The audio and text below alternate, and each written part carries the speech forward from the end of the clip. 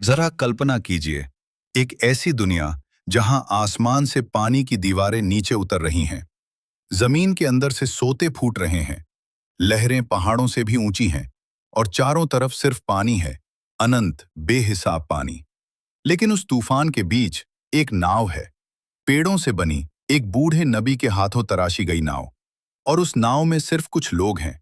बाहर लाखों इंसान हैं, चिल्लाते हुए, भागते हुए, पहाड़ों पर चढ़ते हुए। लेकिन अब समय निकल चुका था। ये कैसी सजा थी? ये लोग कौन थे? और वो बूढ़े नबी जिन्होंने 950 साल तक अपनी कौम को पुकारा, वो क्या महसूस कर रहे थे?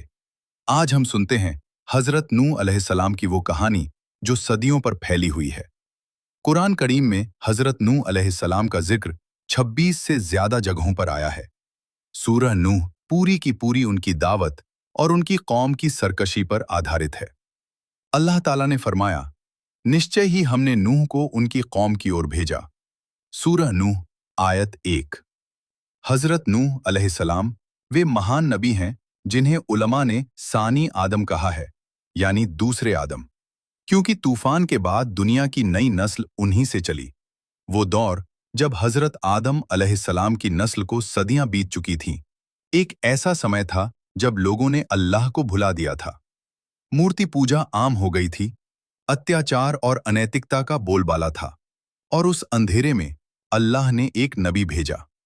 हजरत नूह अलैहिस्सलाम ने अपनी कौम को बुलाना शुरू किया, दिन में भी, रात में भी, छुपकर भी, खुले तौर पर भी। कुरान में उनके शब्द सुरक्षित हैं।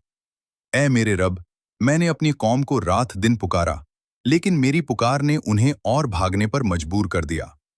सूरह नूह आयत 5 से 6।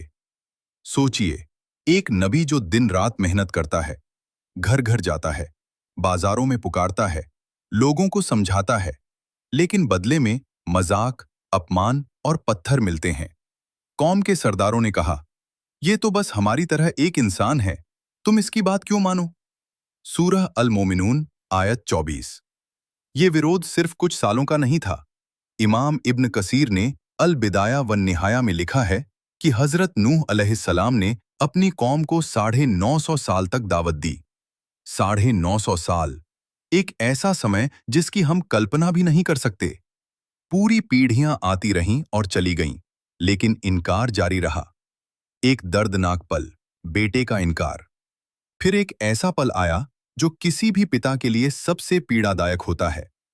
हजरत नूह अलैहिस्सलाम का अपना बेटा कनआन उनकी दावत को ठुकरा चुका था। जब तूफान आया, जब नाव चलने लगी, उन्होंने पुकारा, ऐ मेरे बेटे, हमारे साथ सवार हो जाओ और इनकार करने वालों में शामिल मत हो। सूरह हूद आयत 42। लेकिन बेटे ने जवाब दिया, मैं किसी पहाड़ पर चढ़ जाऊंगा, वो मुझे पानी से बचा लेगा। सूरह हूद आयत 43। और अगले ही पल एक लहर आई और वो नजरों से ओझल हो गया। एक पिता, एक नबी ने अपने बेटे को डूबते हुए देखा। इससे पहले जब अल्लाह का फैसला हो चुका था, अल्लाह ने आदेश दिया, और हमारी निगरानी में और हमारी वही के अनुसार नाव बनाओ। सूरह हूद आयत 37।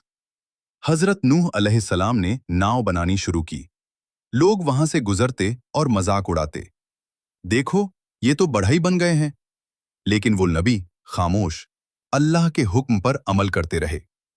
तारीख़ तबरी में आता है कि नाव बहुत विशाल थी और उसमें हर जीव का एक एक जोड़ा सवार किया गया। और फिर वो पल आया। कुरान में है, तो हमने आसमान के दरवाजे खोल दिए मूसलाधार बारिश के साथ, और जमीन से सोते फोड़ दिए, और पानी उस काम के लिए मिल गया जो तय हो चुका था। सूरह अल कमर आयत 11 से 12। ऊपर से आसमान बरस रहा था, नीचे से जमीन फट रही थी। पानी, हर तरफ पानी। पहाड़ों पर चढ़ने वाले भी डूब गए, ऊंची इमारतों पर चढ़ने वाले भी डूब गए, और नाव लहरों पर तैरती रही। कुरान ने इस दृश्य को यूं बयान किया, और वो नाव उन्हें लेकर पहाड़ जैसी लहरों में चल रही थी। सूरह हूद आयत 42।